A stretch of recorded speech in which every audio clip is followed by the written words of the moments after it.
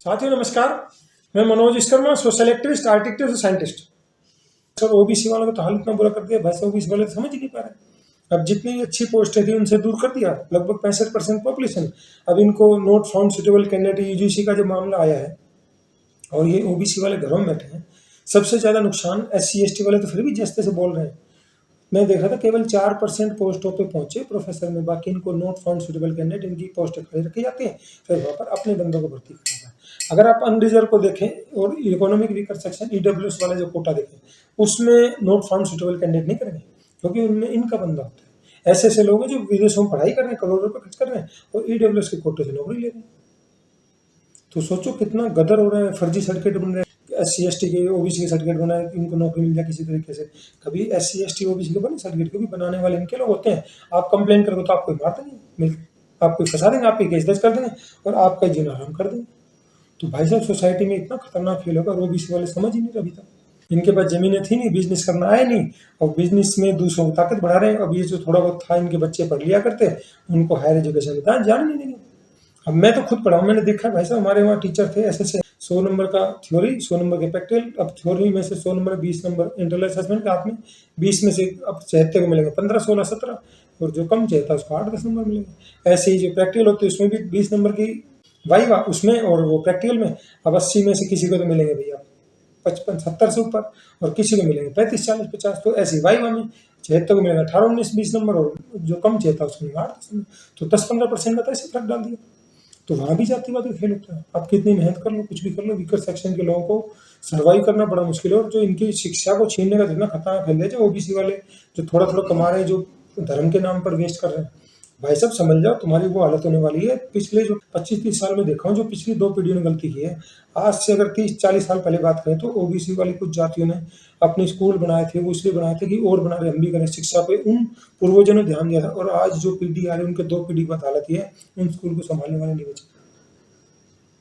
तो सोचो शिक्षा से दूर होना, इनकी इनकम खत्म होना, इनकम से सोचो ये OBC वाले इसी बात को नहीं समझे, तुम्हारी ताकत बच्चों कहाँ से, तुम्हारे पास बिजनेस है नहीं, जमीन है नहीं, तो भाई साहब जो थोड़ा बहुत आ रहा है उसको तुम मतलब सो रहे तो तुम्हें जो बंदा है वो इतना ही देगा जितना मेरी मर्जी है, बचा हुआ मैं कितना दूंगा, मेरी मर्जी में कितना दूंगा, आप पालो।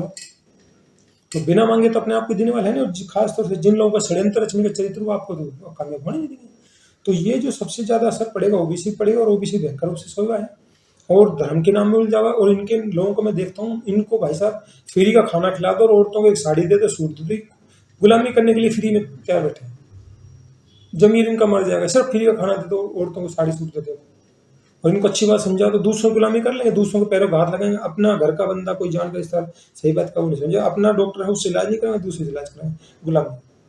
वो इनसे कमा रहा है, अपना पैसा बाहर दे रहे हैं चीजें खरीदने, और लोग अपने लोगों से खरीदते हैं, ये लोग दूसरे जाके खरीदेंगे।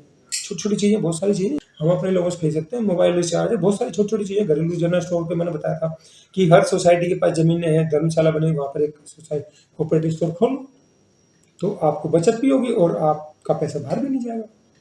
समझ ही नहीं रहे। तो मैं समझ नहीं पा रहा कि भाई साहब ये देश कहाँ जा रहा है, समाज कहाँ जा रहा है। और इनको ये ड्रामा कर करके एक तो कमजोर कर दिया, ये हालात बच जाएंगे, मजदूरी करेंगे। मैं देख रहा था AI भी यही बता रहा है कि 5 लोग हैं, वो अलग अलग जाति के लोग थे, उनका AI से पूछा गया कि 5 में से 3 को बचाना, तो वो AI भी ये कहता है कि इन 3 को बचा लो, ये 2 तो बोले क्योंकि आरक्षित रिजर्व कैटेगरी से इनको छोड़ दो। तो सोचो कितना भयंकर खेल हो रहा है।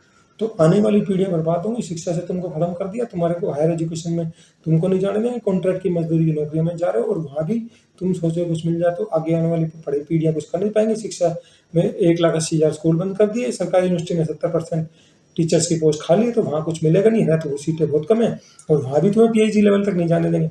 तुम्हें कॉन्ट्रैक्ट की नौकरी में 25,000 में नौकरी करनी पड़ेगी, उनका बंदा जाएगा पक्की नौकरी, वहाँ 1.25 लाख से शुरू हुई। तो सोचो कितना भयंकर मतलब भेदभाव है, और लोग समझते नहीं EWS के लोगों की कैसे मेरिट SC ST से भी कम जा रही है। 10% उनको बिना सर्वे के, बिना उसके दे दिया गया, और कोई बोल ही नहीं रहा। और वो आपका पहले भी इनको लोग बैठे हैं, वो ऊपर से आपका शोषण भी कर रहे हैं, आपको गालियां दे रहे, रिजर्वेशन को गालियां दे रहे, लेकिन खुद मलाई चाटने में उनको दिक्कत नहीं है।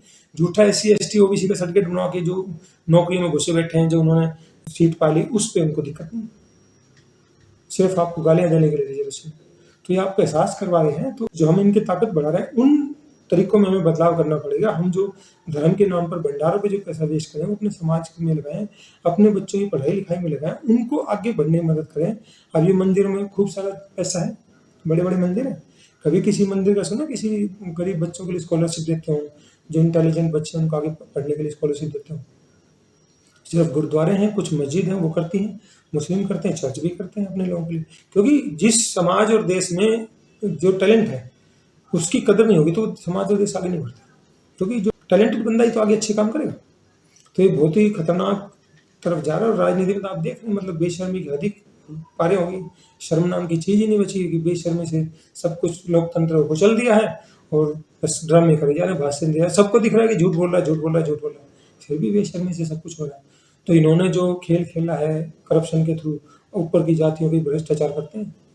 कभी देखा है SC ST OBC के लोगों ने भ्रष्टाचार? हमको फंसाया जरूर जाता है कि चोरी करेगा ऊपर वाला, फंसाएंगे उसको, चोर दिखा देंगे, अपराधी दिखा देंगे, बच जाते। तो ये बड़े बड़े खेल खेलते हैं, सोचो 100 करोड़ के, 500 करोड़ के, कई हजार करोड़ के घपले करने, उसमें सारा कोई है, कोई SC ST OBC का एक भी नहीं।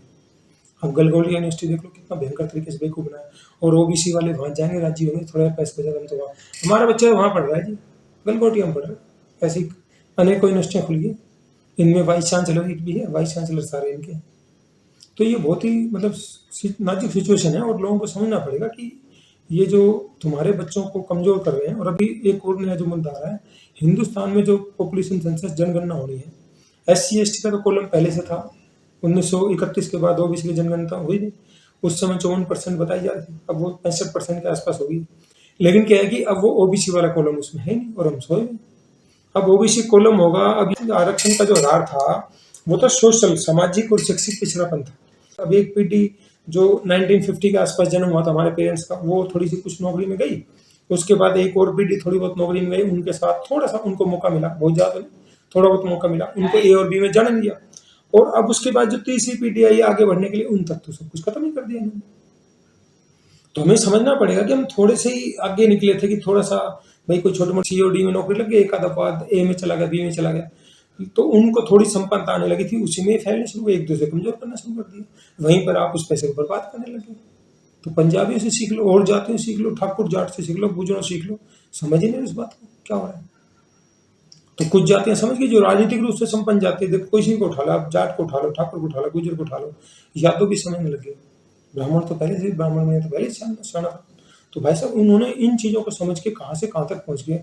अब पॉपुलेशन सेंसस में अब जो आपका डाटा ही नहीं होगा तो कह देंगे तो बहुत सारे यादव लेंगे, जाटव लेंगे, जी चमार लेंगे, अब ऐसे तो देखो बनाते रहेंगे। कितने हैं, इस बात की बात ही नहीं है। तो जितने भी इंडिया के हाई कोर्ट हैं उनमें एक भी जज क्यों नहीं चीफ जस्टिस SC या OBC का? क्यों नहीं? सुप्रीम कोर्ट में कोई OBC जज क्यों नहीं? आज तक तो क्यों नहीं हुआ? क्योंकि ये अपने लोगों को भर्ती है। तो इस खतरनाक खेल चल रहा है, जब तक रिप्रेजेंटेशन होगा। अभी इसका EWS के बहाने ये आर्थिक आधार बना। अब आपको 1,80,000 पे भी गरीब बना दिया, उसको 8 लाख तक की छूट है और उसमें 1,000 जमीन भी अलाउड है, तो उसका 8 लाख में गरीब होगा, आपका 1,80,000 में गरीब हो जाएगा। तो कैसे खतरनाक खेल चल रही है। तो आप लोग इन चीज़ों को नहीं समझ रहे, तो इसकी समाज कीमत चुका रहा है। और ये आने वाला जो वक्त में देख रहा हूँ बहुत ही खतरनाक होने वाला है। इनको मतलब जिंदा नहीं रहने देंगे, जैसे यूपी में पकड़ के मारा और ये जाते गुंडागर्दी कर दी, वही हाल जो OBC वाले सोचे हमारे साथ में, SC ST तो फिर भी लड़ रहा है जैसे, ठीक है उसका गलत तो नहीं, फिर भी लड़ तो रहा है, ये तो लड़ ही नहीं रहे, सोए रहे। तो कहाँ जाओगे? जो ताकत बनने का आधार था वो तो तुम्हारा खत्म ही कर दिया। तुम्हारे पास जमीन है नहीं, बिजनेस तुम्हें करना है नहीं, तो तुम क्या करोगे? थोड़े बहुत थे वो भी खत्म हो गए और जी रहे हो पता नहीं किस हवा में जी रहे हैं। छोटे मोटे काम कर रहे हैं, 2 रोटी मिल रहे तो उसमें हवा में आ रहे हैं और उस पैसे से भी एक दूसरे को चलने लगे। मतलब कई बार इन कुछ चीज़ों को देख के लगता है कि सोसाइटी कहाँ जा रही है, OBC वालों का क्या भविष्य होगा। तो जातिगत जनगणना के लिए सवाल उठाना बहुत जरूरी है और एक होना बहुत जरूरी है। जो इन्होंने सुप्रीम कोर्ट ने UGC को चल दिया। अब जितने भी रिजर्वेशन चाहिए, मंडल कमीशन था उसमें भी सुप्रीम कोर्ट के जज थे, उन्होंने भाई साहब 2 साल तक उसको रोक के रखा। अब ऐसे ही MP में 27% रिजर्वेशन बात चल रही थी OBC में, हाई कोर्ट ने स्टे लगा ले, तो थोड़ा कुछ करे तो वहाँ पे हाई कोर्ट वाले गड़बड़ कर, सुप्रीम कोर्ट वाले गड़बड़ करते हैं। ऐसे UGC में होने लगा तो भाई साहब इनके जो जज बैठे उन्होंने वो गड़बड़ करने का शुरू कर दिया। तो वही 2 जाति के लोग हैं, वो तुम्हारे कैसे मारे तुम समझ ही नहीं रहे। तुम इनकी ताकत क्यों बढ़ा रहे हो? हर चीज का लड़ाई करने से होता है। ताकत मत बढ़ाओ, ताकत नहीं बढ़ाओगे तो कम से कम अपने बंदे की ताकत बढ़ाओगे। तो ये चीज छोटी सी है लेकिन इसको समझने में बहुत दूर का असर होता है। अगर हम इस चीज को समझ जाएंगे तो ही OBC को बढ़ा सकते, नहीं तो भाई साहब भगवान ही मालिक। आने वाली जो पिक्चर में देख पा रहा हूँ बहुत खतरनाक है। तो साथियों मैं समझता हूँ कि आने वाला जो टाइम है बड़ा खतरनाक है। OBC, SC, ST, weaker section के जितने लोग हैं, इनके जो ऑफिसर अपने लोगों को कुचल रहे, जो इनके लिए लड़ रहे हैं, उन्हीं के साथ गड़बड़ कर रहे हैं।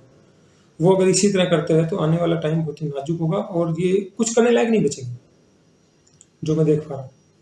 तो फिर क्या होगा कि आप वही मजदूरी करोगे, बजरंग दल, विश्व इनके गुंडागर्दी के इनके चेले चाटे बने, उनके पैरों पे हाथ लगाओगे, भाई साहब आपको फिर क्या होगा? शिक्षा से दूर कर दिया, रोजगार से दूर कर दिया। तो इसको जल्दी जल्दी समझना जरूरी है और ना समझने के चक्कर में ही हम और पीछे होते जा रहे हैं। तो साथियों आपको हमारा वीडियो अच्छा लगता है, इसको लाइक करें, कमेंट करें, सब्सक्राइब करें। आपको हमारे वीडियो में कोई भी कमी लगती है, इंप्रूवमेंट लगता है, सजेशन लगता है, आप हमें कमेंट सेक्शन में जाकर जरूर बताएं, ताकि भविष्य में जो भी जानकारी लेकर आए आपको बेहतर से बेहतर जानकारी दे सके। धन्यवाद, जय हिंद।